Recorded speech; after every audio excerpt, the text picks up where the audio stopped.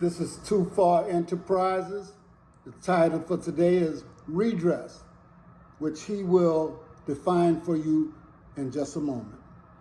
I want to start off with a quote. We have come to our nation's capital to cash a check.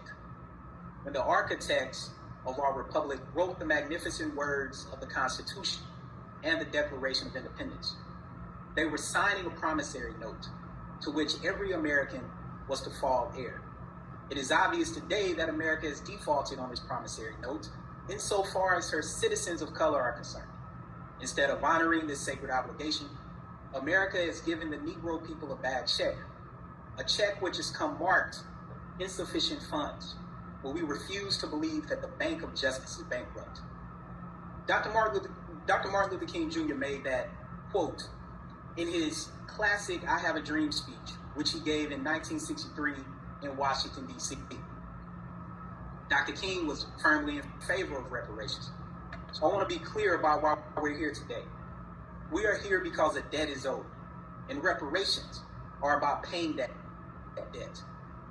Given the lingering legacy of slavery on the racial wealth gap, the monetary value we know that was placed on the enslaved blacks, the fact that other groups have received reparations, and the fact that blacks were originally awarded reparations only to have them rescinded, provide overwhelming evidence that it is time to pay reparations to the descendants of enslaved black people.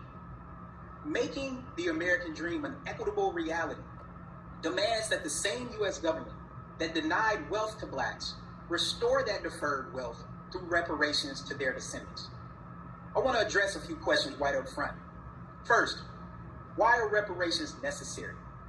Some broad statistics from the National Museum for African American History and Culture in DC. If you haven't gone on yet, you should do that.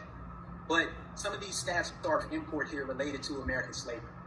First, 12.5 million black people were shipped in chains from Western Africa to the Americas.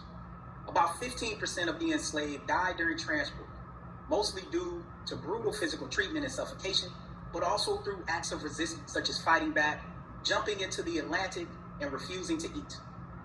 Here goes the monetary values that's important. $25 million was the amount of bank credit issued from mortgages that used enslaved blacks as collateral to purchase the state of Louisiana in 1859. We know about the Louisiana Purchase, but that particular detail is oftentimes left off. $29 million was the value placed on cotton produced by enslaved blacks in 1822. 1822, $29 million. $250 million was the value placed on cotton produced by enslaved blacks in 1861. We can see the inflation rate related to cotton. And we also know that into the late 1800s and early 1900s, that as cotton production started to wane, lynchings also increased, which were correlated, obviously, as people were acting out in terms of their economic woes. Here's the big number. Over $3 billion was the value assigned to the physical bodies of enslaved black Americans to be used as free labor in production. That was in 1860. This was more money at the time that was invested in factories and railroads combined. Slavery also enriched white slave owners and their descendants, and it fueled the country's economy while suppressing wealth-building strategies for the enslaved. The United States has yet to compensate the descendants of enslaved black Americans for their labor. Slavery also disrupted families, as 1 in 3 marriages were split up due to slaves being sold, and 1 in 5 children were separated from their parents. So again, when we define reparations, reparations is a system of redress for egregious injustices. And reparations is not a foreign act to the United States. Native Americans have received land and billions of dollars for various benefits and programs for being forcibly exiled from their native lands. That should have happened. Japanese Americans received $1.5 billion for being interned during World War II. That also should have happened. And additionally, the United States, via the Marshall Plan, helped to ensure that Jews received reparations for the Holocaust, including making various investments over time, when in 1952, West Germany agreed to pay $3.45 billion in Deutschmarks to Holocaust survivors. That should have happened as well, and the United States should have continued, as they've done, to ensure that those payments are made. This is the bottom line. Black Americans are the only group that has not received reparations for state-sanctioned racial discrimination, while slavery afforded some white families the ability to accrue tremendous wealth multiple times over. And we should note that slavery was particularly brutal. So as my Brookings colleague Andre Perry often says, the United States is not against reparations. It is just against reparations for black people. So there you have it. I'd like to say that one thing that most debaters and people who are trying to express the reason why we deserve reparations, they always seem to miss a couple of important ideas, but facts, things that we don't think about firsthand, okay? When we talk about the labor, the free labor, when we talk about how much they were worth and how much free labor enriched this country and all the other countries. And that is, we don't think about our ancestors. You see, we don't think about that they're dead and buried, never had a chance to enjoy any of that. And people think that it's all about the money. Well, we live in a capitalistic society. And so money sometimes is the only thing that people understand. And for you to get their attention, sometimes you may have to make them give you what they owe you.